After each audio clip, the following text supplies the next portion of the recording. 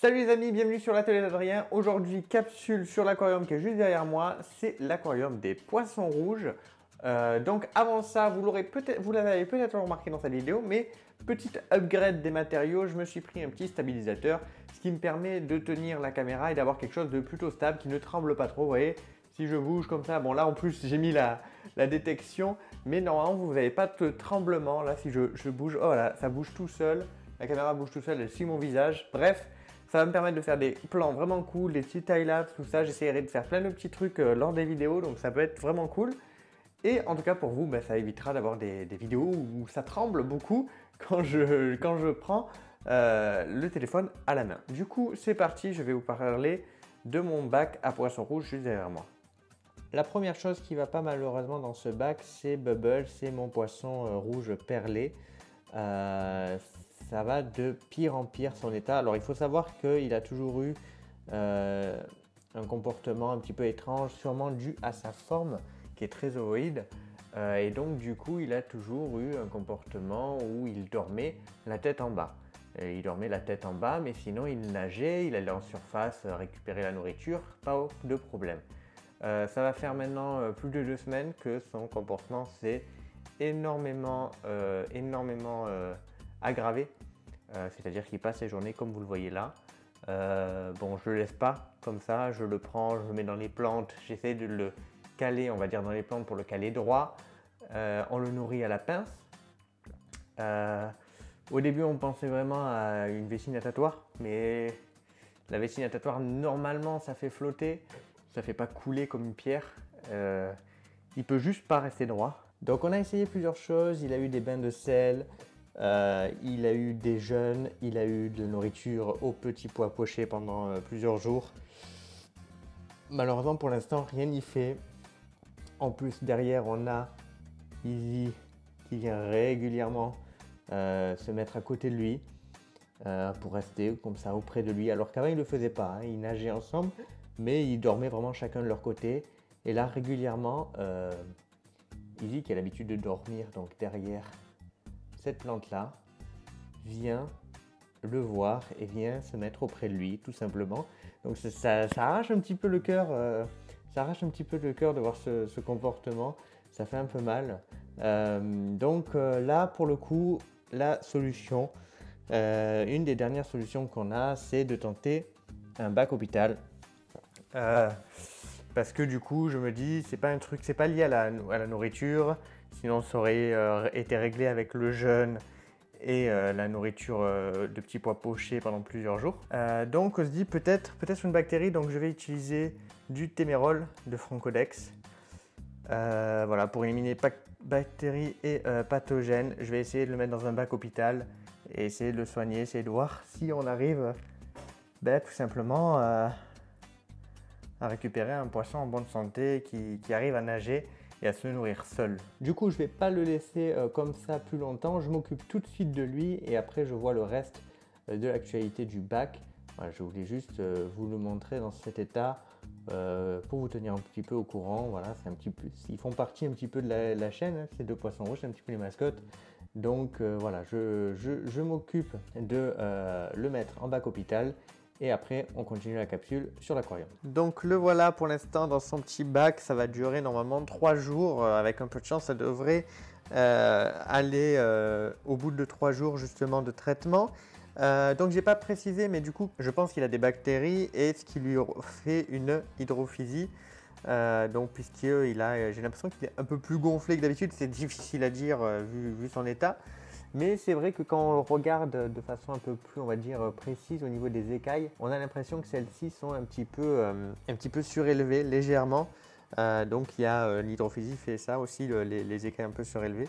Donc je me dis pourquoi pas, peut-être que c'est ça. En tout cas là il va partir sur un traitement de 3 jours dans ce bac. Et puis bon j'espère que ça va aller, hein, parce que de toute façon si c'est pas ça, l'autre possibilité qu'on a et sur laquelle on a une hypothèse, c'est tout simplement à cause de sa forme ovoïde. Donc quand il continue à grandir et puis c'est de seulement dormir la tête en bas, ça s'est aggravé à devoir rester la tête en bas comme ça toute sa vie. Bon, dans ces cas-là, on verra ce qu'on fait. Mais en tout cas, voilà, on va essayer ce traitement.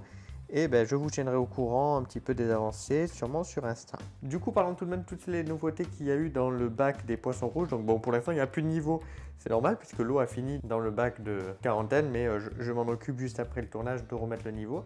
Donc les nouveautés qu'il y a eu. Le CO2 qui était donc avant dans le low-tech de 260 qui est en démarrage. Pour booster un petit peu tout ça, on avait mis ça dans le low-tech. Il vient d'arriver ici depuis un petit moment maintenant pour booster un petit peu la pousse des plantes. On a rajouté des plantes, d'ailleurs en parlant des plantes, j'ai rajouté cette plante que vous voyez juste ici, qui est une Hygrophila pinnatifida.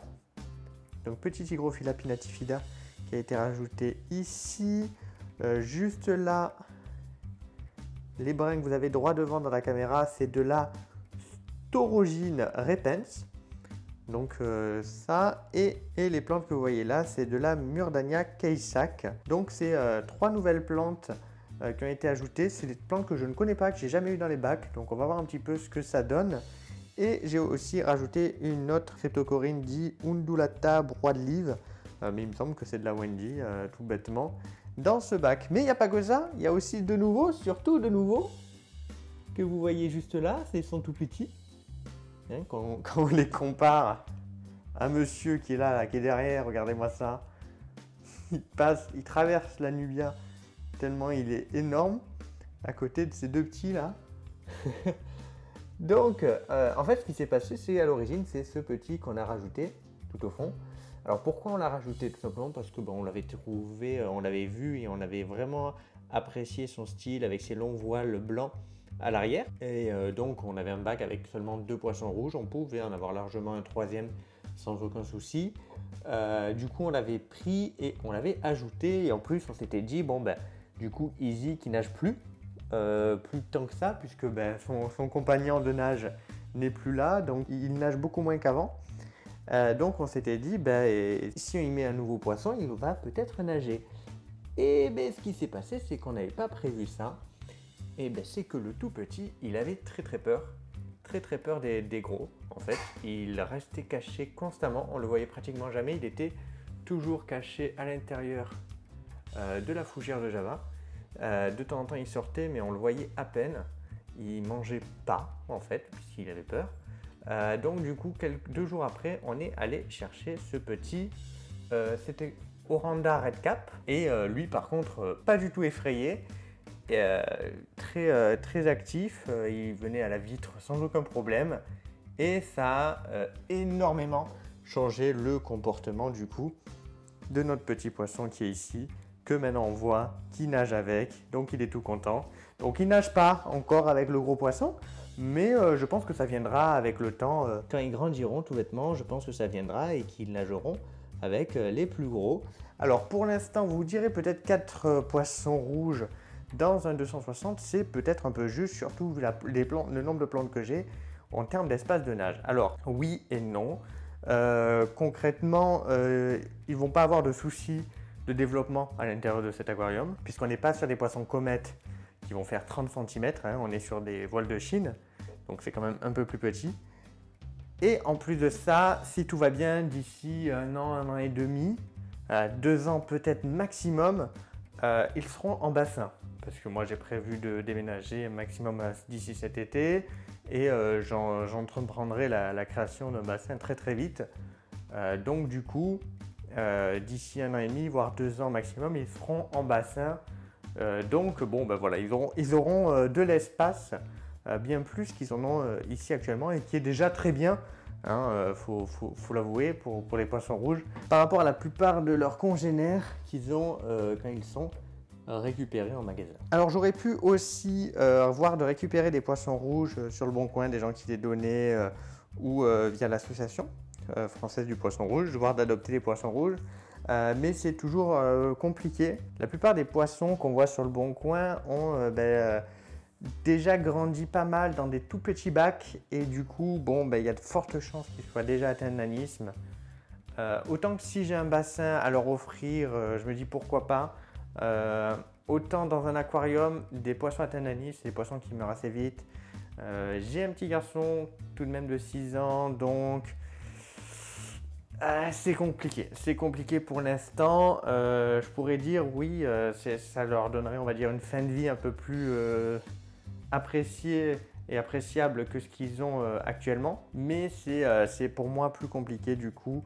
En bassin, ça sera pas la même chose, ils seront à l'extérieur, donc voilà, s'ils ne survivent pas très longtemps, il y aura moins gros impact que dans un aquarium qui est dans le couloir et que le petit voit constamment tout le temps.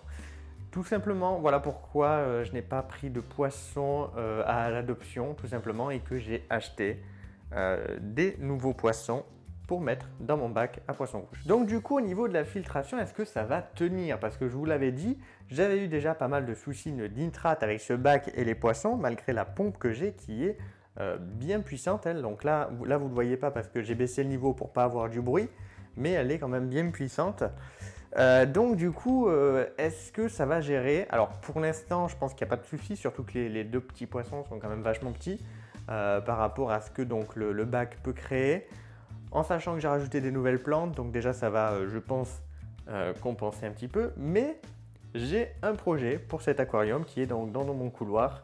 J'ai un projet qui va concerner donc tout le haut de l'aquarium. Tout le haut va être concerné par ce projet et c'est un projet qu'on fera en vidéo, mais ça va être un système qui va énormément aider à la filtration du bac et des systèmes très faciles à faire, peu coûteux, que vous-même vous pourrez refaire d'ailleurs si vous le souhaitez chez vous pour vos aquariums.